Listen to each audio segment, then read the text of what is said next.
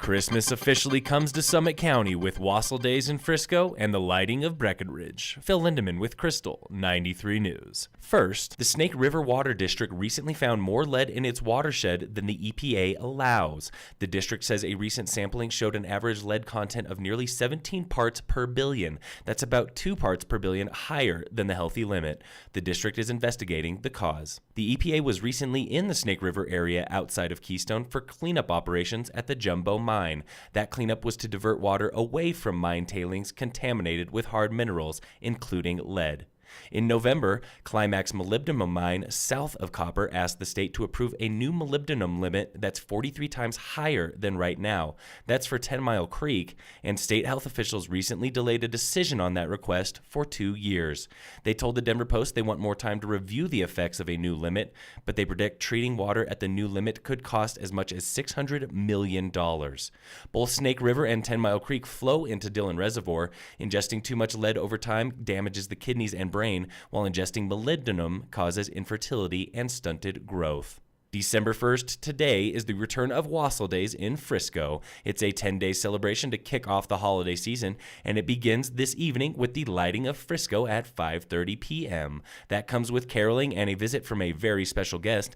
Events continue until December 10th at the Nordic Center Adventure Park and across town. Wassail Days, of course, comes with more than 60 spiced cider recipes at local businesses. Get your 12 sips of Wassail card at the Main Street Info Center. Try as many as you can and return the completed card for a collectible Wassail mug. That goes all 10 days of Wassail Days. For a full schedule of events, see wassaildays.com, spelled W-A-S-S-A-I-L.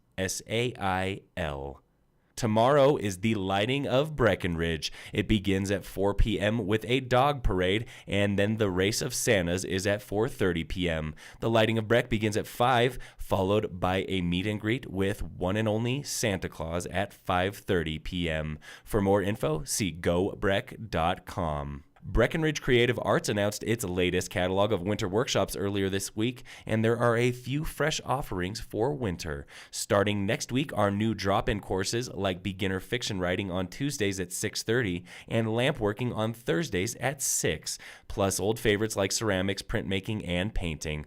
All winter long, the workshops are held at the Breck Create's Art Campus in downtown Breckenridge. Some cost $15 or more, and others are free. Look for the full winter catalog in your P.O. box this week, or find it online at breckcreate.org. In sports, the Nuggets topped the Bulls by one basket last night, 111-110 in Chicago. The Dallas Cowboys routed the Washington Redskins on Thursday Night Football, 38-14. This weekend is championship games for NCAA football. Unfortunately, the CU Buffs and CU Rams both missed the cut.